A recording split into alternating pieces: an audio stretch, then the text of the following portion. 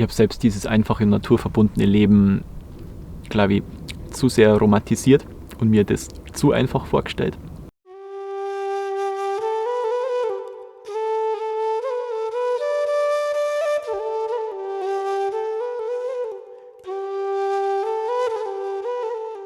Ja, servus, ich bin der Michi und ich sitze hier vorm Bauwagen am Rande des Waldes.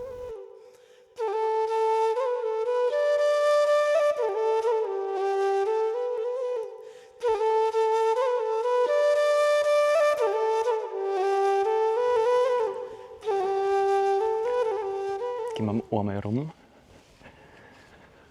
Ja, hier Badewanne. Da gäbe es die Möglichkeit, unten drunter ein Lagerfeuer zu schüren. Und dann hat man quasi einen Hot Tub. Habe ich ehrlich gesagt noch nicht einmal gemacht. Warum? Warum? Weil ich tue gern so Schnapsideen irgendwie realisieren und sobald die realisiert sind, ja, habe ich schon ganz viele andere Schnapsideen gehabt, die ich dann wieder realisieren tue und das ist so mein Thema. Aber ich war schon oft da drin in der Badewanne, um mich abzukühlen. Genau. Und sonst halt auch das Wasser zum Abspülen und ja, genau. Früher habe ich das Wasser gefiltert. Das mache ich inzwischen nicht mehr. Jetzt tue ich das Trinkwasser quasi wieder hierher schleppen. Hier quasi die Terrasse. Hier spielt es in der warmen Jahreszeit natürlich sehr viel ab. Oder auch ab und zu schlafe ich da draußen. Ich liebe es einfach draußen zu schlafen und ja, ob hier oder woanders. Im Wald vielleicht, unter der Plane oder in der Laubhütte, wo auch immer. Das ist meine Draußenküche. Das ist ein sogenannter Raketenofen. Da kommt hier das Holz rein und der zirkt einfach super gut. Und dann kann man hier einen Topf raufstellen oder die Pfanne und draußen kochen mit Feuer. Liebe ich auch. Einfach ja, die Verbindung mit dem Element Feuer, mit dem fühle ich mich auch sehr verbunden. Stichwort Feuer. Das Wichtigste ist natürlich ein Lagerfeuer stellen. Ich habe jetzt hier einfach eine Feuerschale. Wasser. Mit Wasser, ja, für die Vögel zum Planschen. Die letzten Tage macht der Sommer eine Pause. Aber ja, heute Abend möchte ich auf alle Fälle mal wieder ein kleines Lagerfeuer schüren. Ich bin auf dem Land aufgewachsen, so mit Garten und Bergblick und ja, war schon immer in der Natur, also ein Naturbursch und so. Aber hab dann halt irgendwie so wie so Wochenend-Freizeit-Junkies halt jede freie Minuten irgendwie in der Natur verbracht, möglichst aktiv, voll getrieben und so. Und dann bin ich halt wieder heim in das Ortszentrum und in meinen großen eckigen Kasten, der mich halt trennt von der Natur und hab, weiß ich nicht, wieder in den Laptop reingeschaut.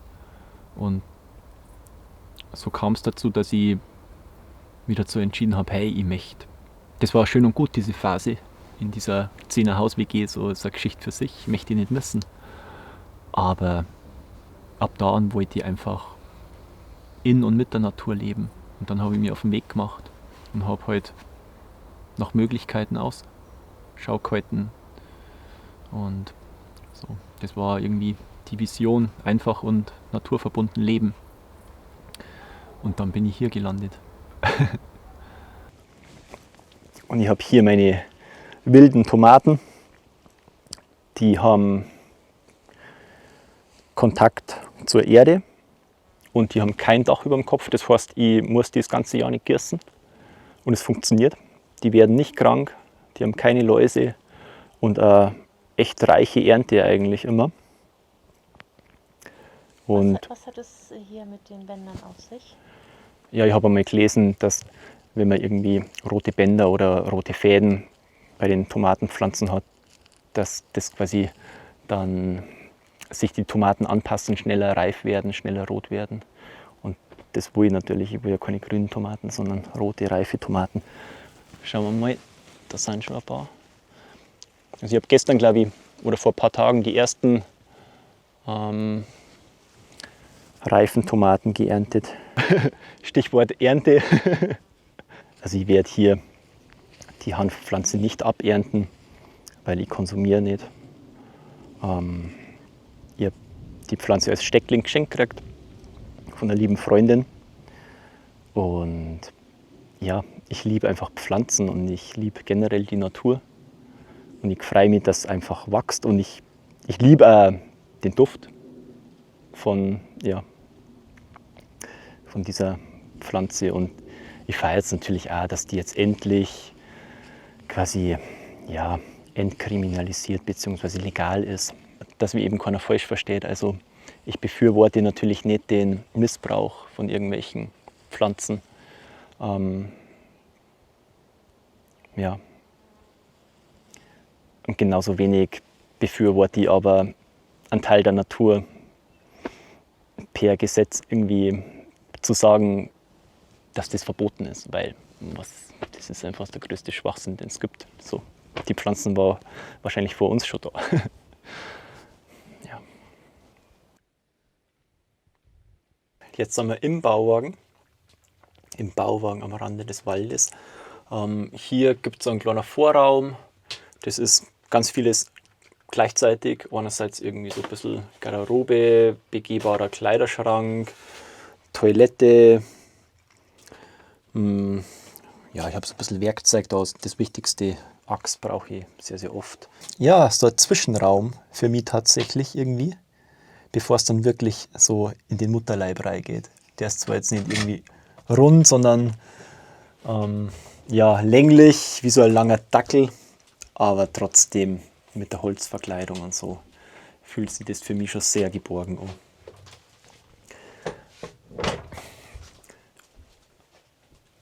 Bei 20 Quadratmetern stehst halt dann auch gleich schon in der Küche, in dem Fall. Die war schon drin, also ich habe den Bauwagen, ich sage mal, schlüsselfertig gekauft und ich habe ihn dann restauriert und ganz viel, vor allem auch Liebe reingesteckt und ja, die Küche war schon drin und ich habe in meinem Leben noch nie so eine geile Küche gehabt. Ich liebe sie. Ich habe hier also ich koche hauptsächlich mit Gas. Im Winter ergänzt ein bisschen auf dem Holzofen. Ja, so ein bisschen Vorrat. Ich habe hier einen Wasserfilter, den verwende ich jetzt eigentlich nicht mehr. Ich schleppe mein Trinkwasser wieder hierher. Du kannst auch in diesen Kanister reinpinkeln und dann dein Urin filtern und daraus Trinkwasser herstellen. Das kann der Filter. Also kann ich sehr empfehlen, macht Sinn, sich so einen Filter zu holen, man weiß nie, im Fall der Fälle. Hoppala, es gibt keinen Wasserhahn, das ist vielleicht anders als in einer klassischen Küche. Das ist mein Wasserhahn, also wenn ihr was abspült, dann mache ich so.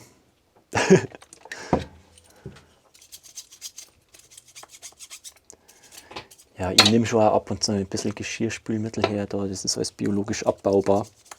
Aber natürlich überlege ich mir gut, weil das läuft unten einfach raus, da ist ein Loch im Boden und das nimmt dann die Erde wieder auf. Ich überlege mir natürlich gut, was ich oben quasi da verwende. Und wenn, also alles so sparsam wie möglich und wenn, dann im Fall der Fälle halt alles biologisch abbaubar. Also auf Pflanzenbasis. Der Bauwagen steht aufgrund von einer richtig coolen Bayerin, sage ich, eine Bäuerin. Und die hat einen Biohof.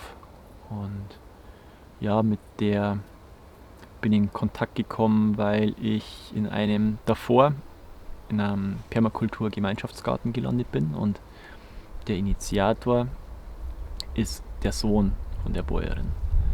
Und so war dann der Kontakt da und wir haben uns irgendwie gleich gut verstanden und waren so auf einer ähnlichen Wellenlänge, sage ich mal. Und ja, die hat mir das okay gegeben, dass der Bauwagen hier sein darf und jetzt ist er da.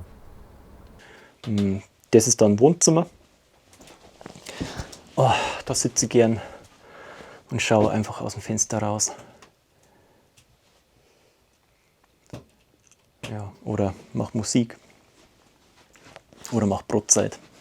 Ich spiele auf alle Fälle vor allem Gitarre, aber auch noch ganz viele andere Sachen. Ich habe hier einen Looper, also ich loop unglaublich gern.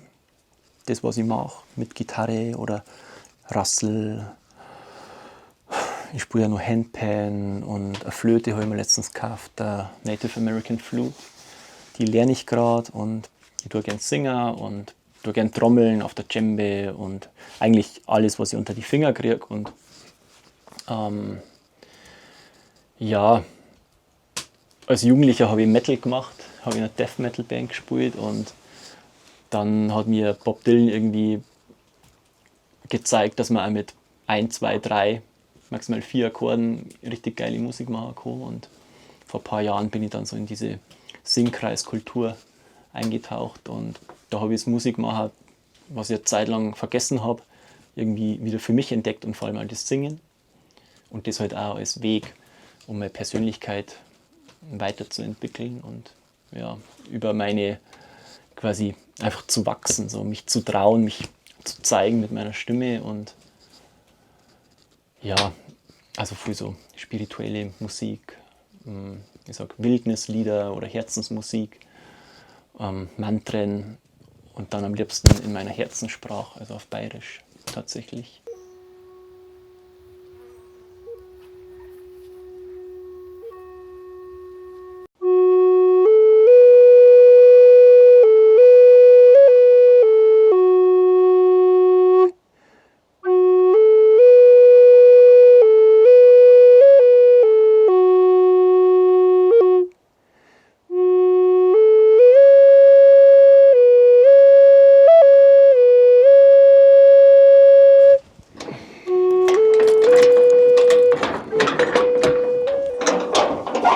Dann schauen wir schnell in meine Werkstatt und quasi so in den Keller, da steckt die wenige Technik drin vom Bauwagen.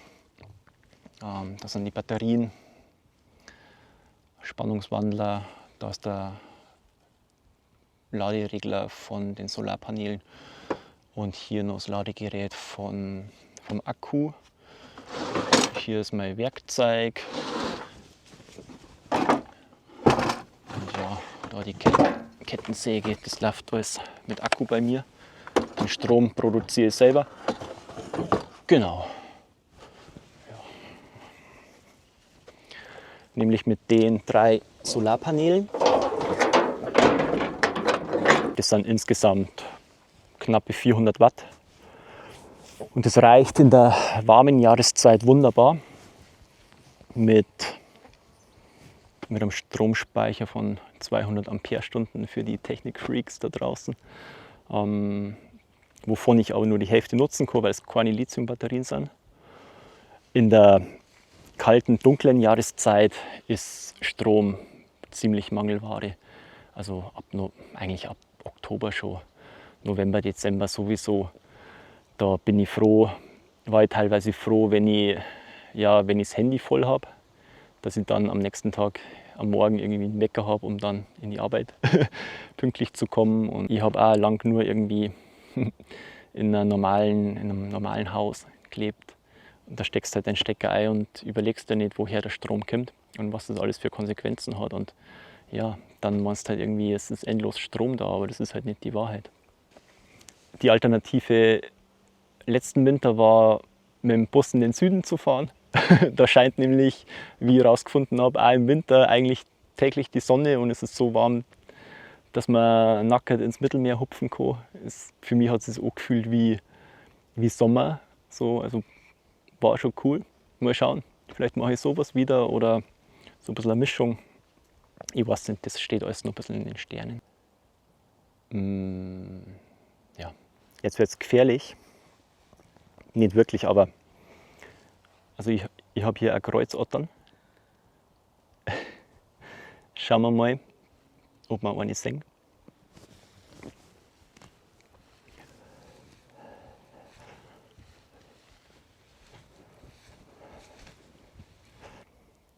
Also die Kreuzottern, die sind anscheinend nicht da, aber die hockern ab und zu da drauf, auf dem Haihaufen und genießen die Sonne.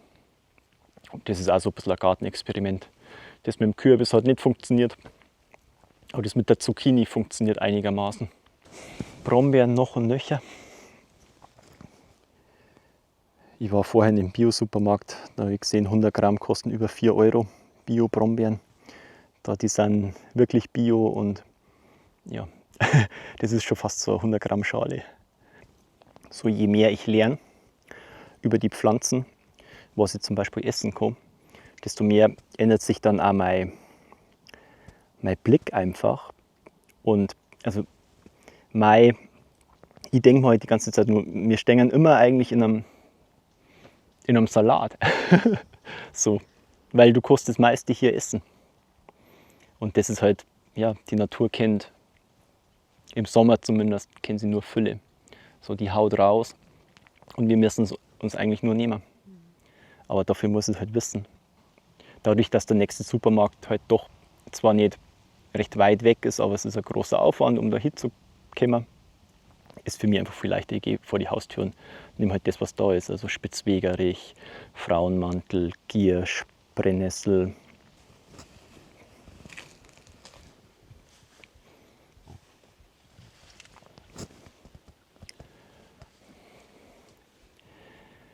Das ist das Springkraut, es wird immer mehr.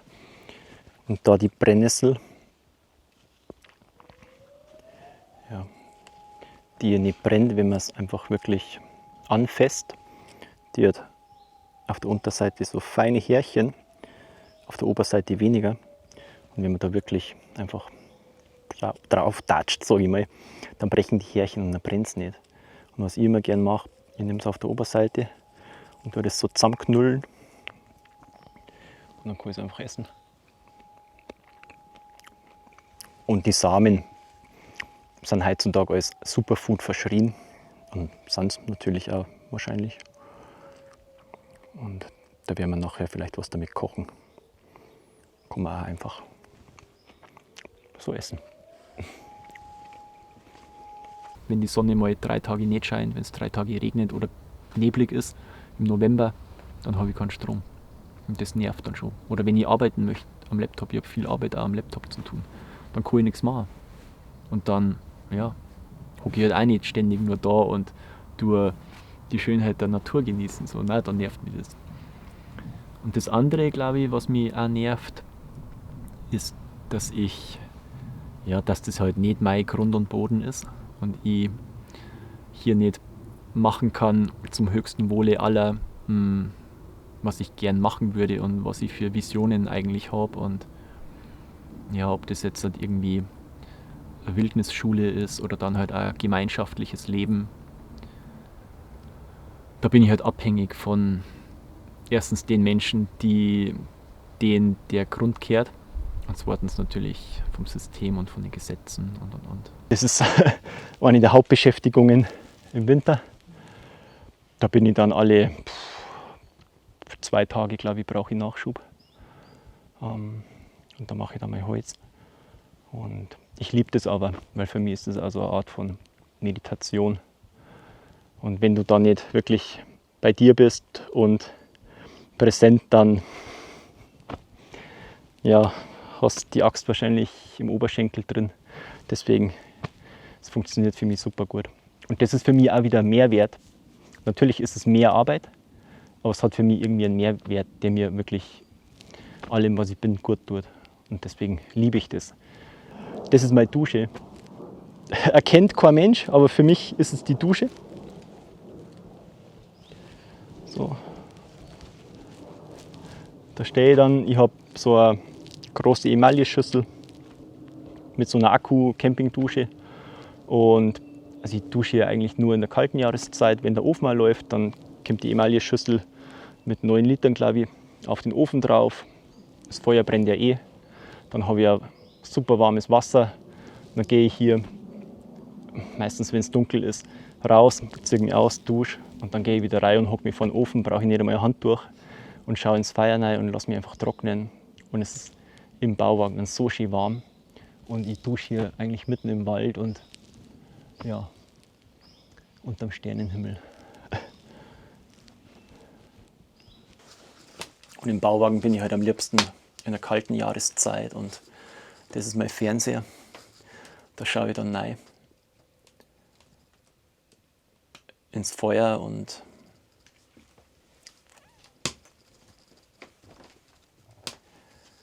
Ja, ich habe schon oft gesagt, so die schlimmste oder der größte Fehler der Menschheit war die Erfindung der Zentralheizung von Heizkörpern, weil der moderne Mensch hat überhaupt nicht mehr die Möglichkeit, mit dem Element Feuer Verbindung einzugehen.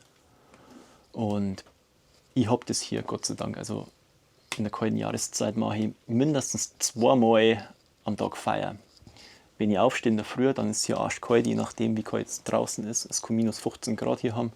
Dann hat es hier drin 0 Grad und ich schlafe im Bett mit einer Fließdecke, mit einer doppelten Steppdecke und mit einer Daunendecke. Und das ist wunderbar.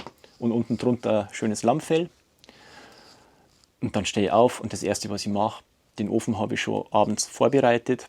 Das habe ich auch erst lernen müssen und dann mache ich einfach nur Feuer, zack, und in einer halben Stunde ist es hier warm.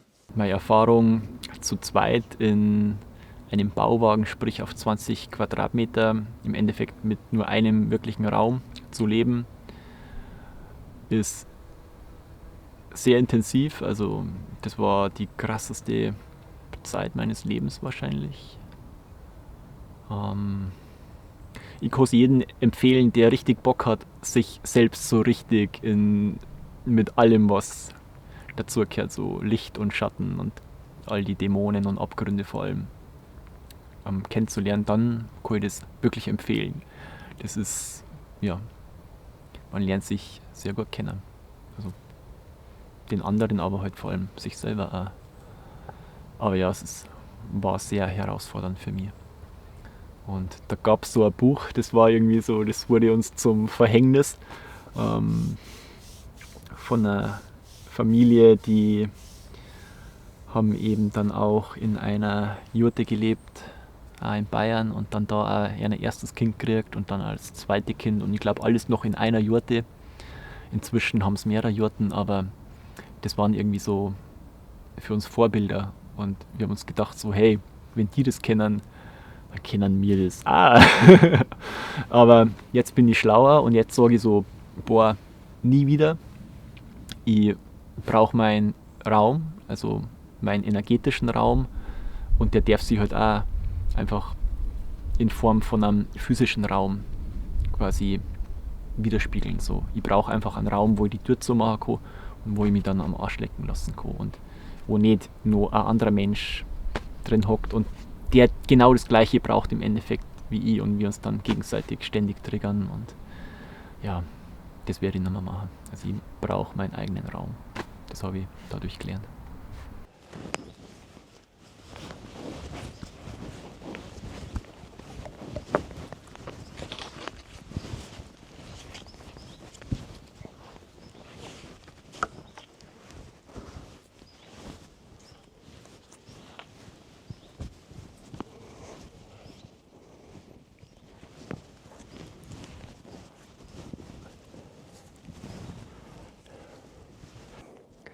Und wie gesagt, von da hat man definitiv den besten Ausblick weit und breit.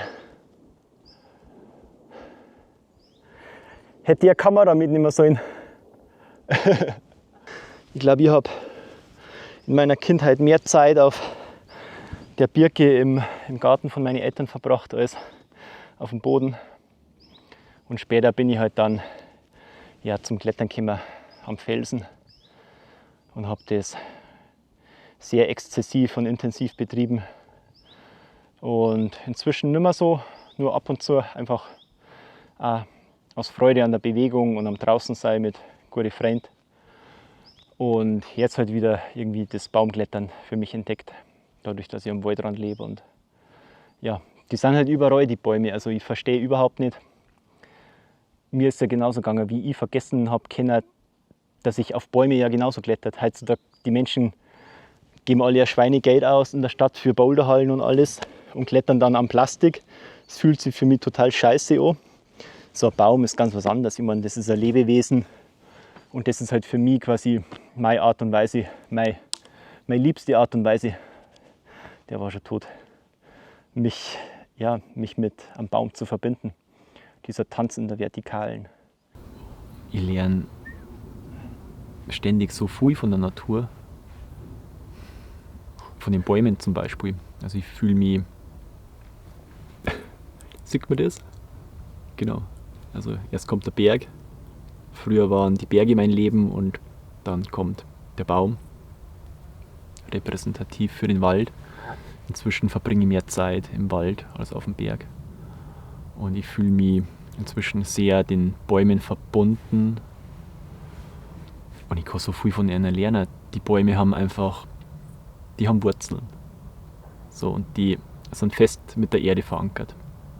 Und das ist eigentlich einmal die Grundvoraussetzung, dass die Bäume nach oben wachsen können. So habe ich auch meine Wurzeln irgendwo auf dieser Erde. Ja, dann einfach auch die Ruhe, die sie ausstrahlen und die tiefe Weisheit, die sind halt schon so lange da, wenn wir sie wachsen lassen, also teilweise hunderte von Jahren, was die alles erlebt haben. Und mei, du kannst mit all deinen Sorgen eigentlich zu einem Baum gehen und kannst ihm alles erzählen, der hört sich alles an, der wird die nie ablehnen. Also Bäume sind in dem Sinne schon irgendwie Vorbilder, also ich möchte immer noch mehr werden wie ein Baum, noch tiefer verwurzelt und noch mehr einfach wachsen, persönlich, und noch mehr einfach so diese Ruhe von einem Baum ausstrahlen und so einfach zufrieden sein mit dem, was gerade ist und annehmen, was gerade ist. Und okay, jetzt gehen wir in den Wald.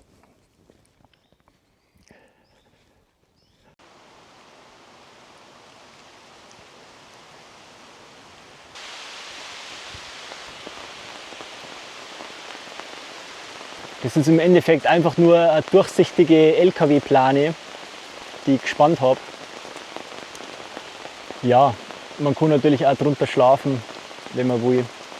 Also ich habe hier schon die ein oder andere Nacht verbracht. Ich schlafe einfach gern draußen, vor allem im Wald. Und ja, ich sag, das ist so mein Gästezimmer, aber hier hat noch nie ein Gast übernachtet. Ich habe halt vielleicht noch so ein bisschen Hintergrundgeschichte. Das war auch in der Wildnispädagogik-Ausbildung. Da habe ich das sogenannte TARP eigentlich lieben gelernt. Davor war ich halt immer im Zelt unterwegs oder habe als Kletterer, Bergsteiger halt auch unter dem Sternenhimmel bivakiert. Und dann in der Ausbildung habe ich das TARP für mich entdeckt. Und ich finde das so schön, weil es ist so für diese Klimazone der minimale Schutz, den man braucht. Du brauchst es einfach trocken. So, weil es regnet hier viel. Und dann hast du quasi dein Dach über dem Kopf und gleichzeitig bist du nicht wie im Zelt so abgeschlossen, also du siehst nichts, du siehst nicht, was um dich herum ist, sondern je nachdem, es gibt ganz viele Aufbaumöglichkeiten von einem Tarp, je nachdem habe ich halt 360 Grad irgendwie Rundumblick. Und das ist einerseits schön, weil ja, ich habe noch mehr, ich habe so das Maximum an Verbindung quasi. Das ist für mich, wenn es um alternative Wohnformen geht, so die verbundenste Wohnform eigentlich. Einfach nur ein Dach über dem Kopf und ohne Wände. Ja, und dann auch noch ein durchsichtiges Dach, deswegen habe ich mir eine durchsichtige LKW-Plane geholt. Ich brauche relativ wenig Geld. Ich darf hier einfach sein. Und das, was reinkommt, das kommt rein über ganz viele verschiedene Tätigkeiten. Also ich bin so ein klassischer Tausendsasser und ich habe diese Frage immer gehasst, ja, und was machst du so? Weil ich habe da nie eine einfache Antwort drauf gehabt und die werde ich ja nie haben. Und manchmal habe ich dann gesagt, ja, ich bin Lehrer, aber das ist eigentlich meiner Persönlichkeit, meinem Wesen gar nicht gerecht worden. Aber dann habe ich halt keinen Bock gehabt, irgendwie da tiefer einzusteigen. Und ja, inzwischen mache ich Körperarbeit, also ich gebe Massagen. Ich nenne sie intuitive Ganzkörper- und Seelenmassagen. Ich habe Tantra-Massage vor allem gelernt. Das ist ein Teil. Ich gebe Workshops und Retreats, also Workshops auch so Richtung Tantra, Tantra-Massage vor allem. Und Wildnispädagogik, das ist so das andere große Standbein, also die Naturverbindung. Menschen quasi wieder mit der Natur um uns herum zu verbinden, aber natürlich auch mit ihrer eigenen inneren Natur, mit ihrer inneren ursprünglichen Natur, mit ihrer Wildnis. Das steckt im Begriff Wildnispädagoge drin. Ja, zu verbinden und die Menschen daran zu erinnern, dass wir Teil der Natur sind und nicht Mensch und Natur und dann gibt es Naturschutzgebiete und da darf der Mensch teilweise nicht rein oder muss nur auf Wegen gehen und ja, bla bla bla. Also der Mensch ist Teil der Natur und der größte Teil meiner Arbeit besteht darin, Menschen zu begleiten, eben in diese Rückverbindung mit der Natur und mit ihrer Natur und sie zu erinnern, dass wir Teil der Natur sind, auf unterschiedlichste Art und Weise. Die Musik fließt nur ein bisschen mit ein und ja, aus meinem alten Leben, da war ich früher als Bergwanderführer unterwegs. Das mache ich immer noch. Habe mich da weiterentwickelt. Also ich begleite Alpenüberquerungen und dann habe ich noch eine stark ausgeprägte kreative, künstlerische Ader, die ich definitiv noch mehr ausleben möchte. Ja, und ich betreibe noch einen Online-Shop mit nachhaltiger Mode für naturverbundene Menschen. Okay, dann sammeln wir ein paar Wildkräuter. Fangen wir an mit der Brennnessel.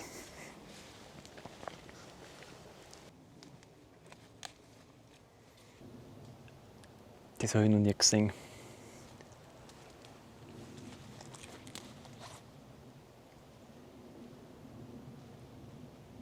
Die Brennnessel verbreitet ihre Sporen. Krass.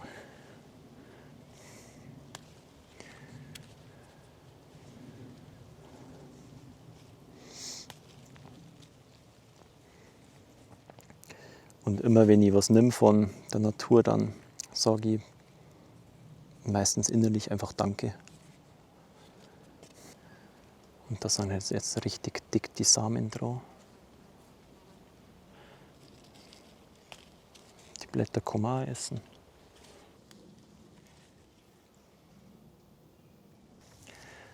Also für mich ist das draußen irgendwo quasi in meinen Garten pinkeln eine Art und Weise mit den Pflanzen zu kommunizieren. So.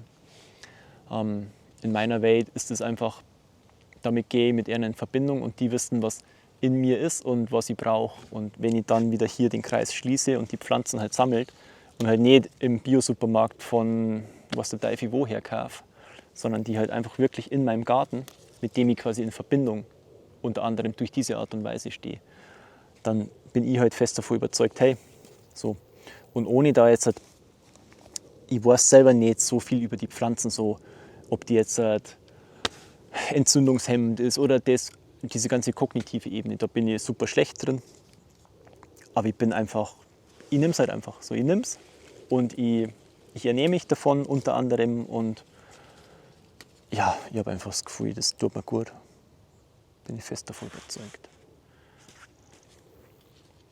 Ich sehe hier schon Fuchskot, definitiv. Dann sieht man das Gefieder. Wir können dann gleich mal schauen, ob wir was finden, weil der Fuchs ist hier unterwegs. Und es macht natürlich Sinn zu schauen, so hey, war der Fuchs da und hat der Fuchs gerade da drauf gekotet. Und wenn er das gemacht hat, dann sehe ich das im besten Fall und dann nehme ich das natürlich nicht. Ja. Aber ich habe keinerlei Angst, was das betrifft. Ich habe auch keine Angst vor Zecken. Vor einem oder vor 2 Jahren, da hatte ich Borreliose. In der Zeit habe ich im Waldkindergarten gearbeitet und ja, irgendwie, ich war total erschöpft die ganze Zeit und auf einmal, ich konnte fast nicht mehr aufstehen so. So am Morgen konnte ich noch gehen und abends konnte ich nicht mehr aufstehen und konnte nicht mehr in die Arbeit.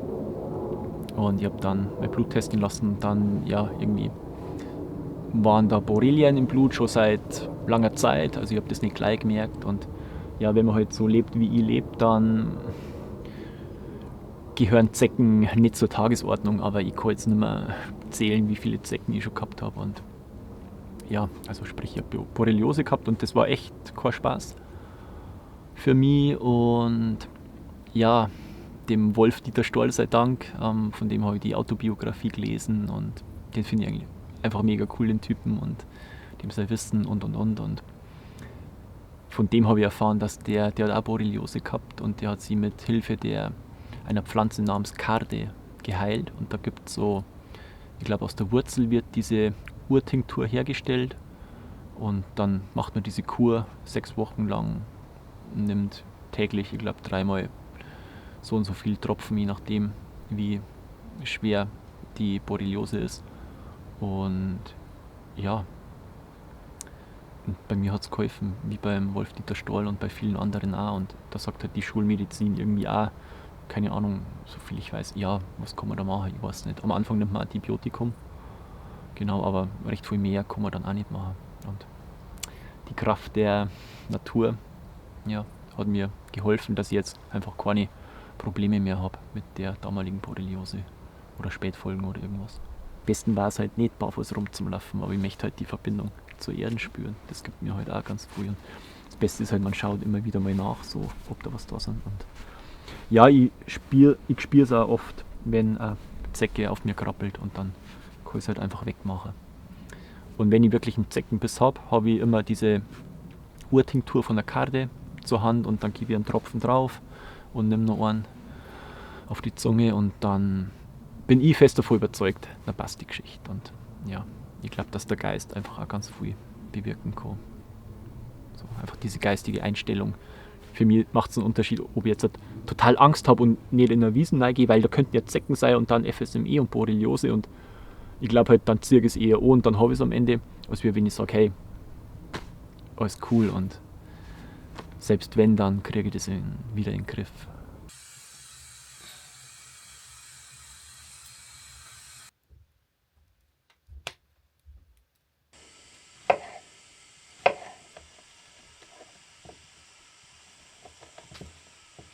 Früher haben wir halt auch in und mit der Natur gelebt. Wir haben gemeinschaftlich gelebt, wir haben Feier gemacht und das ist noch gar nicht so lange her. Ich meine, meine Oma vor 100 Jahren, die hat so gelebt, wie ich heute lebe. Nein, anders. Da gab es noch kein Handy und. Aber die hat ähnlich gelebt. Und ja, inzwischen wünschen wir junge Menschen uns wieder irgendwie unseren Großeltern ähnlich zu leben, weil die haben halt Natur um sich herum gehabt, ein eigenes Häuschen so und einen Garten und haben sich mit Wildkräuter ausgekannt und haben eingeweckt für den Winter und haben Salben hergestellt. Also so war es zumindest bei meiner Oma. Also ich fühle mich mit meiner Oma sehr verbunden und der Familie mütterlicherseits. Also deswegen ist es für mich nur logisch, dass jetzt jeder irgendwie im Bauwagen oder im Tiny House in der Natur, umgeben von Natur leben möchte.